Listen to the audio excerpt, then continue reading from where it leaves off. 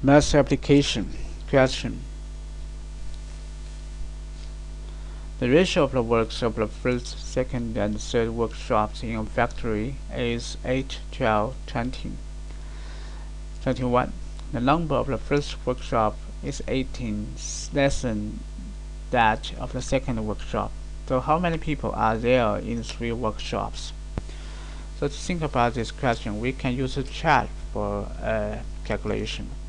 We can see that the gap between the 2 workshops is 18 people, and the gap between their proportion is 12 minus 8, and we know that the total is about 8 plus 12 plus 21.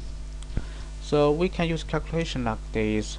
18 is divided by the gap of the proportions, 12 minus 8, and then we multiply the total proportions is 8 plus 12 plus 21. The answer is 820. So the answer is that there are 820 people in the 3 workshops. Thanks for watching.